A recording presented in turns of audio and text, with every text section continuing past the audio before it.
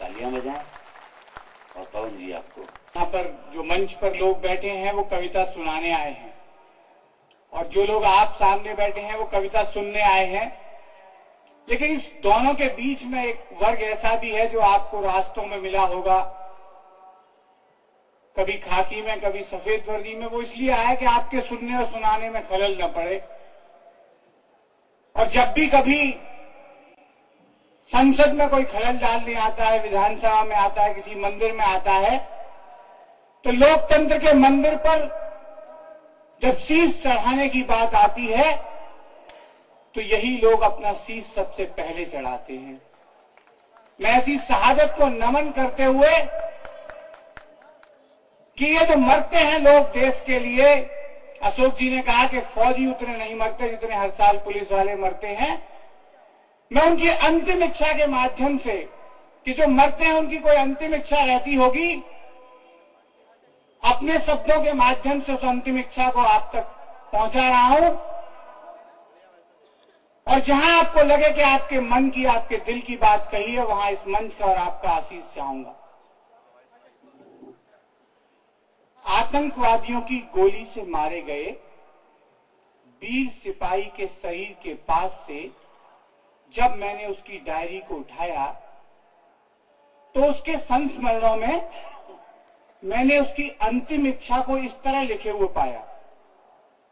मेरी लंबी पुलिस सेवा में ऐसा कोई सरकारी कार्यालय नजर नहीं आया जहां पूरे साल 24 घंटे मैंने कभी ताला लटका नहीं पाया। कोई सरकारी कार्यालय ऐसा नहीं होता दोस्तों जिसके नसीब में ताला नहीं हो पुलिस थाने के अलावा। मेरी जिंदगी में कभी छुट्टी का संडे या मंडे नहीं आया। चारों तरफ जगमगाई दीपों की लाली तो मैंने भी मना ली दिवाली। रंग गुलाल उड़ाती निकली मस्तानों की टोली तो मेरी भी मन गई होली। पड़े न खलल चैन में, टूट न जाएं ताले कहीं, मैंने बेचैन आंखों में नींद डुबोली। धूप सर्दी या बारिश न कर पाए मेरे जोश को ठंडा, मैं तो करता रहा ड्यूटी लेके हाथ में डंडा। धूप सर्दी या बारिश न कर पाए मेरे जोश को ठंडा, मैं तो करता रहा ड्यूटी लेके हाथ में डंडा। सच कहूं ख्याल तो मेरे मन में भी बहुत आए, घर जाकर बीवी से बतियाऊं, पिक्चर दिखाऊं, मेला घुमाऊं, बच्चों को पढ़ाऊं, थपकी दे सुलाऊं, पर कमबख्त ड्यूटी ने हमेशा आफत डाली। कभी मन मसोस डाला, कभी कल पे बात टाली। और जमाने ने भी देखा तो हिकारत से देखा, गलती पे खाई अफसर की डांटे, जिसके दामन में हो सिर्फ नफरत और कांटे, जिसके दामन में हो सिर्फ नफरत और कांटे, तुम ही बताओ कि वो फूल कहां से बांटे। माना मेरी वर्दी में नजर आते हैं काले धब्बे, पर अब तो इल्जाम है नींव की ईंट से शिखर तक। हर कोई बेताब है नहाने को भ्रष्टाचार की गंगा पैर से सर तक। जब हर चेहरे पर पुत रही हो कालिक, तो मैं ही उजला नजर कैसे आऊं। और जिस समाज में दुर्लभ हो गया हो ईमान का सावन, वहां मैं अपनी वर्दी कैसे चमकाऊं। जिस समाज में दुर्लभ हो गया हो ईमान का सावन, वहां मैं अपनी वर्दी कैसे चमकाऊं। और मित्रों, जिस पूरी बात के लिए मैंने कविता लिखी है, वो दर्द मेरा नहीं, हजारों लाखों पुलिस वालों का है। इस देश के लिए जब एक फौजी शहीद होता है तो लाखों आंखें नम होती हैं। हर रोज इस मुल्क में कहीं न कहीं कोई पुलिसकर्मी ड्यूटी पर मरता है। बहुत कम होती हैं वो आंखें जो नम होती हैं। मौत चाहे कारगिल की घाटी में हो या संसद के दरवाजे में, नक्सलवादियों के सुरंग विस्फोट में हो या सीमा पर लड़ते हुए, मौत कोई कमतर नहीं है दोस्तों। मेरे 3 साथियों ने, जिनके साथ मैंने ट्रेनिंग की थी, उन्होंने इस मुल्क के लिए शहादत दी है। और ऐसे हजारों अनाम शहीदों को प्रणाम करते हुए मैं इस कविता की अंतिम पंक्तियां पढ़ता हूं। हम बांग्लादेश मुक्ति और कारगिल गाथा बड़े गर्व से गाते हैं, वीर शहीदों के किस्से हम सुनते और सुनाते हैं। जितने फौजी एक युद्ध में अपना शीश कटाते हैं, उतने तो हर साल यहाँ ड्यूटी पर मारे जाते हैं। जितने फौजी एक युद्ध में अपना शीश कटाते हैं, उतने तो हर साल यहाँ ड्यूटी पर मारे जाते हैं। आतंकी और लुटेरों से ये चमन नहीं लुट पाएगा, खाकी वर्दी वालों का बलिदान व्यर्थ न जाएगा। लेकिन जब इतिहास लिखो तुम, कलम उठाओ पन्नों पर, कसम तुम्हें है सच्चाई की, इतना तुम दिखला देना। गर दिखती हो हरियाली और खुशहाली पंजाब की, पुलिस जनों की विधवाओं की सूनी मांग दिखा देना। कश्मीर में लोकतंत्र का झंडा जब फहराता हो, कुछ अनाथ बच्चों की बस हंसती तस्वीर दिखा देना।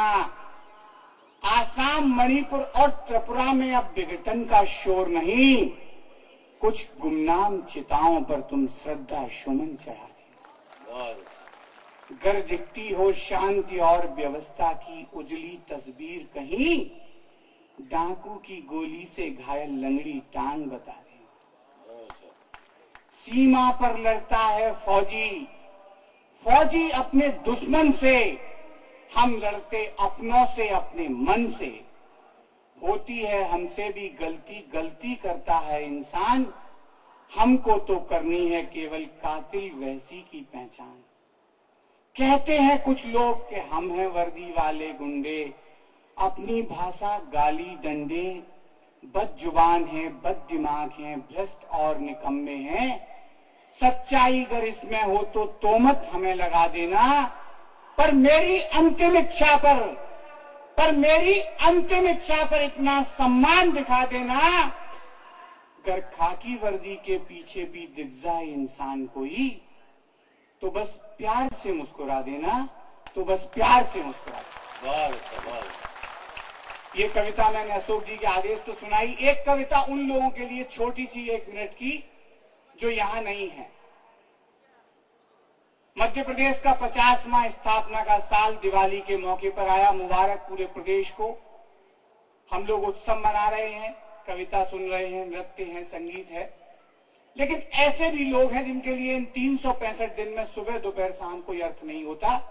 हिंदुस्तान के उन लोगों के लिए मैं कविता सुनाता हूं। ये हिंदुस्तान में हर सुबह बच्चा रोता है, नौजवान सोता है और बूढ़ा खांसता है।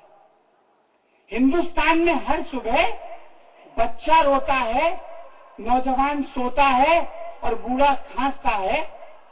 दोपहर को बच्चे को स्कूल से छूटने की आस है, नौजवान को अभी भी काम की तलाश है और बूढ़े के नसीब में सिर्फ खामोश दीवारों का टास है। हो गई है शाम, बच्चा टीवी के सामने चैनल बदल बदल कर कार्टून ढूंढता है या फिर टूटे खिलौने को फिर से तोड़ता है। नौजवान खींच कर लिख तो रहा है नई अर्जी, पर कुछ अनमना, कुछ हताश है। और बूढ़ा जप रहा है राम का नाम और उसका मन बहुत उदास है। और पुरानी चारपाई पर यह सोचकर करवटें बदल रहा है बूढ़ा कि ये अंधेरी रात झट क्यों नहीं जाती है, नई सुबह जल्दी क्यों नहीं आती है। मैं भी सोचता हूं ऐसी सुबह जब ये बच्चा रोएगा नहीं, अपने दादा की उंगली थामकर हंसता हुआ स्कूल जाएगा। और ये नौजवान हाथ में मिठाई का डिब्बा लेकर माँ का पैर छूकर आशीष लेने को दौड़ता हुआ आएगा।